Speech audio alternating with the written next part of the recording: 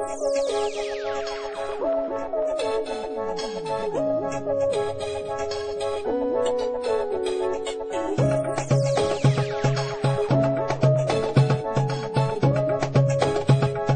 want to thank each and every one of you for taking time out of your busy schedules to join us here this evening for what we hope to be a very interesting conversation this evening on the entire Strata, and in particular the amendments to the Strata Act.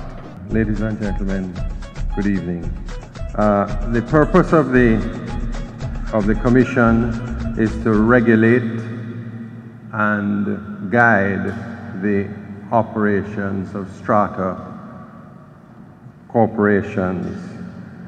And we are here mainly this evening to, and Sandra will take you through the details of the amendments, mainly to encourage you, because to register and become a part of these new regulations.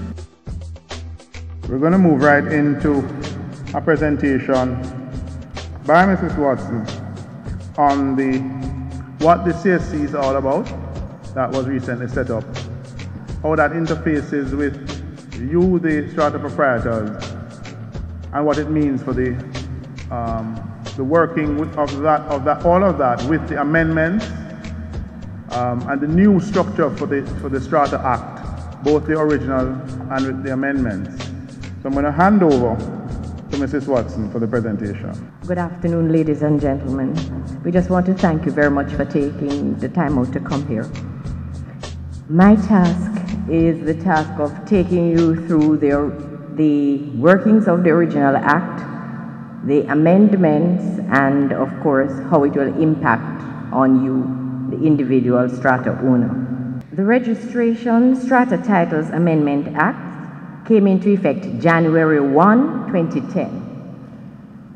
And the regulations were passed on March 19, 2010, and this will affect the dynamics of how the strata industry will work.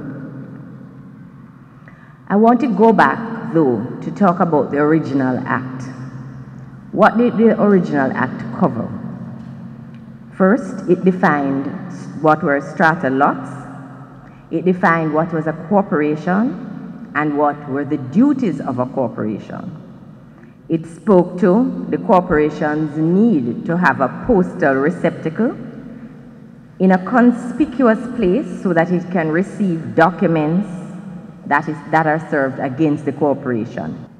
It spoke to the requirements of a strata plan, what should be included in the bylaws, and how they can be varied or changed, and how they affect strata owners. It spoke to ownership of common property, how to dispose of common property, how to create easements and covenants. It spoke to the administration of strata corporations and its duties, the destruction of a strata building, the voting rights of strata owners, and liabilities for taxes. Why was it necessary to change that law that came into effect in 1969? Successive governments had received from strata owners a number of complaints, not the least of which was that maintenance fees were not being paid. Hence, amenities like light and water were being turned off. Buildings were not being insured. Executives of the strata corporations were not being properly elected and constituted. There was a monopoly of a few persons over the affairs of the whole corporation. There was also no proper accountability for the funds received. There was no preparation of proper annual budgets, and where one party owned the majority of strata units, the other owners had no say in the running of the corporation. Strata owners were also keeping pets when it was prohibited by the bylaws. There was also outstanding property taxes, and of course the value of the properties were being depressed due to poor maintenance. It's as a result of those complaints that successive governments took the time to try and get a feedback from the industry, from the building societies, from strata owners, and it took a full 20 years for the amendment to come into place. Some key factors that emerge with the amendments are, first and foremost, it led to the Strata Commission being established, and the duty of the Strata Commission is to monitor, regulate, and supervise the functioning of strata corporations, and to specify the duties and powers of that commission. It also provides for the payment of an application fee that should be collected by the commission to help to defray the expenses of the commission. It also provides for the mandatory registration of each strata corporation with the commission. So it's not by choice, it has to be done. And for the submission of annual financial statements and reports by each strata corporation. These will be due come next year, April. It also makes for additional provisions to assist in the passing of unanimous resolutions. Now, this is a point that was always being brought to the commission, that persons would just not turn up for meetings. So there are additional provisions to assist with that. It also made unpaid contribution rank as a charge on the strata lot. It provides also for the procedure that is to be followed where a proprietor fails or neglects or refuses to pay contributions to the corporation, sorry. It gives the strata corporation a power of sale in respect of a strata lot where a proprietor defaults in the payment of contributions to the corporation. It provides for the procedures to be followed in the exercise of power of sale and the application of the proceeds of such a sale. It enables the commission to take action as an administration of a corporation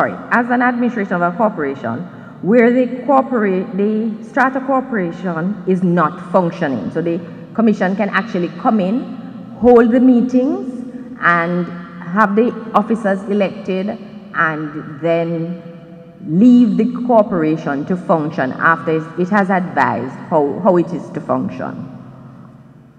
It establishes a strata appeals tribunal to hear appeals and adjudicate on matters affecting the administration and management of the strata properties. It also widens the regulatory power of the minister to prescribe the matters that are to be communicated by the developers of strata properties to prospective purchasers. And I know we have some developers in-house. It is now mandatory for a developer to give a prospective strata purchaser this will come up a little later when we go into the regulations, but there are certain requirements that are mandatory for a developer. It indemnifies persons on strata committees from civil liabilities arising from acts done in good faith while holding the office. It increases the penalties for certain breaches of the Act, and it provides for additional provisions in the bylaws prescribed by the first and second schedules of the Act. What are some of the areas that had to be regulated?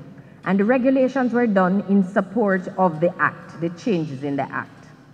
It specified the fees that were to be charged by the Commission. It specify the appropriate forms. So if you look at the back of the regulations, you will see all the forms you'll need: the forms to file your annual returns, the forms to file your accounts, the forms to, if you'd like to access any of the services of the Commission. It also provides for the documents that the corporation must provide at the annual filing: your annual returns, income and expenditure statement, the names and addresses of your current executive, and any other information that the Commission may require. It also provides for the certificate that must be authorized by the Commission for the power of sale. And here we come now to the developer's responsibilities, as I mentioned earlier.